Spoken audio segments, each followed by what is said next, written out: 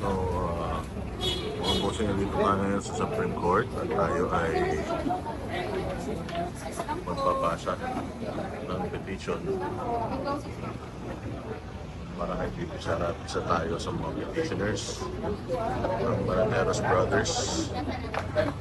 Receive natin ito and then we'll have our press con after this para malaman kung ano ba ang petition na ipinayan natin para kay Pipi Sara Duterte.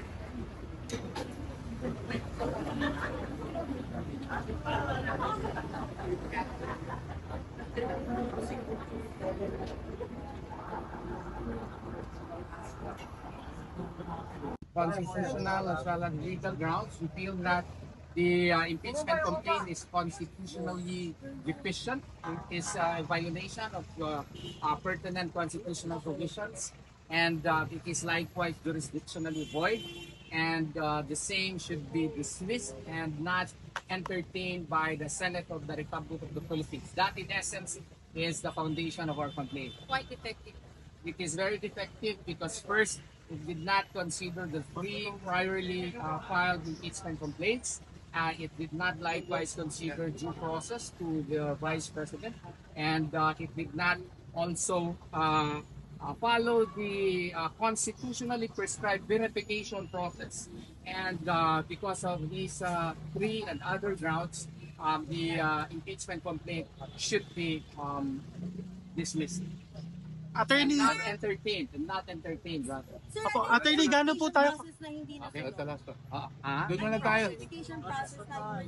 Verification process. The verification process requires that it should be personally known, the allegations are personally known and studied by the respective congressman who signed it. And if you notice, the congressman who went there did not even know as to the subject matter of the discussion in the House caucus.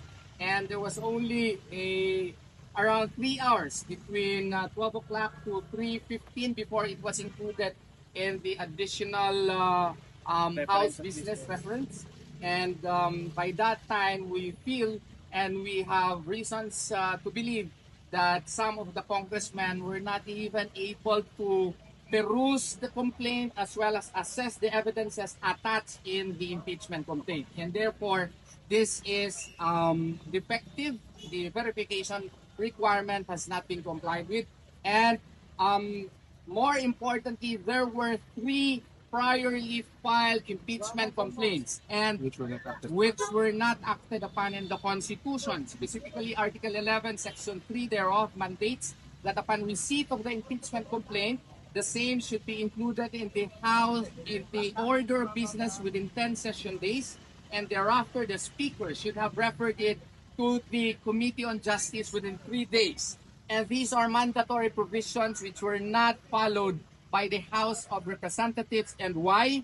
Because Francisco versus House of Representatives mandates that if an impeachment complaint is already referred to the Committee on Justice, the 1-year bar period shall operate. And if the three complaints were entertained, included in the order of business within 10 session days, and included within 3 session days in the Committee of Justice, referred to the Committee of Justice, then the 1-year bar rule would have operated, and the fourth impeachment complaint should not have been legally entertained.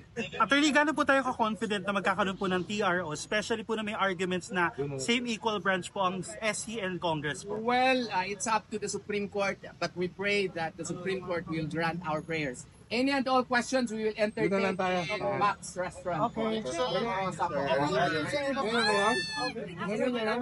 Ayun nga mga boss, so i-file na natin yung petition for certiorari para kay Pipi Sara dahil tayo ay naniniwala na ito ay politically motivated.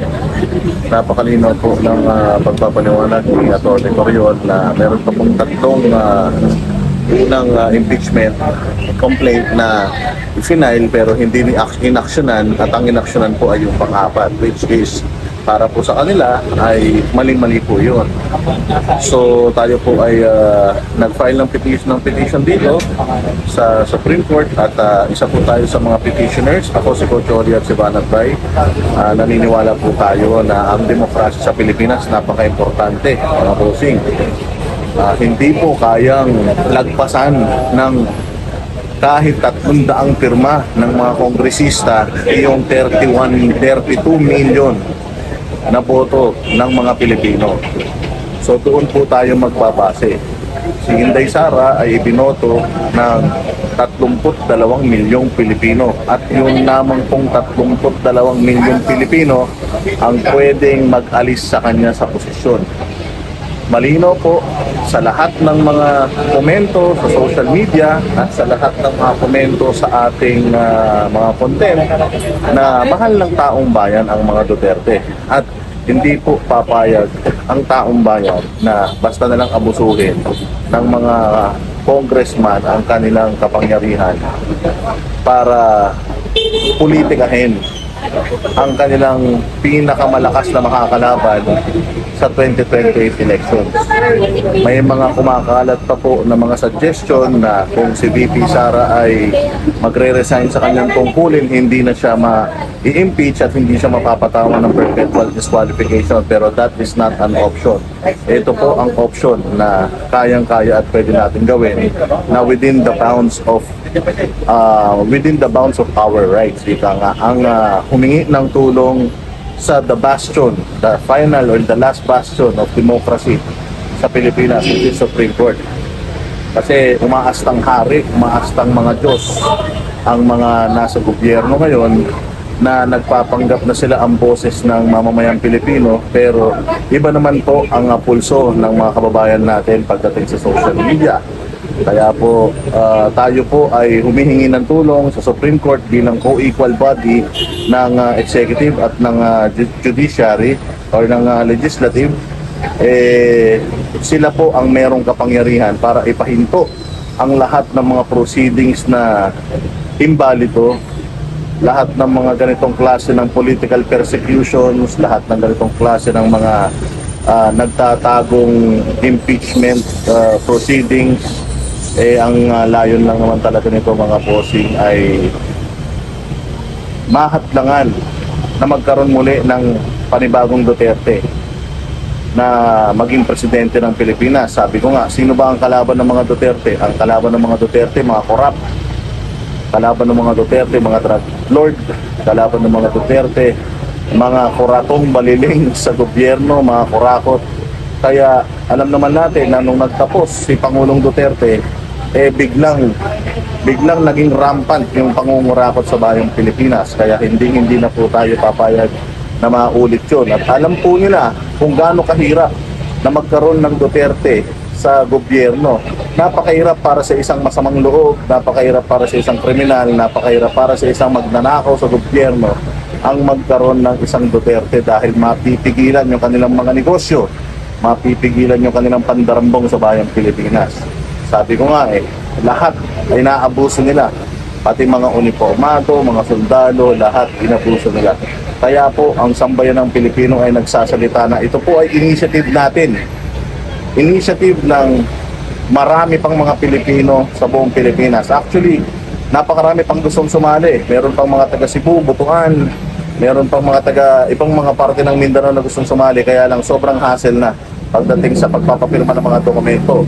Kaya tayo ay nag-volunteer para maging parte nitong motion na ito at tumayo tayo bilang petitioner, isa sa mga petitioners nitong inaanong kaso na ito. Itong ating kaso na ipina-file dito sa Supreme Court. Again, laban po tayo para sa demokrasya. Huwag po tayong pumayag na maghari-harian ng ilang tao lamang. Ang 250 na pirma ng mga congressman ay hindi kailanman katapat ng 32 million na boto na nakuha ni Inday Sara, which is pinakamalaking boto na nakuha ng isang politiko sa larangan o kasaysayan ng eleksyon sa Pilipinas. Okay? Salamat po. Kami ang boses ng masa, hindi natatakot. Totohanan lang, di kami nalulunod. Walang bahid ng sismis, lahat ay totoo. Kahit sino ka pa, pag mali ka babanatan ka. Walang pinipiling kulay, wala kaming kinikilingan. Basta para sa bayan, kami lalaban. Pagdama palakpakan, pag mali banatan. Di matitinag, di matatakot, para sa bayan tuloy ang sigaw. Sa harap ng kamera, walang halong takot. Mga baluktot, lahat kayo'y tutumba. Ang hustisya at totoo, yun lang ang mahalaga. Kahit sinong harang, di kami matitinag. Walang pinipiling kulay, wala kaming kinikilingan. Basta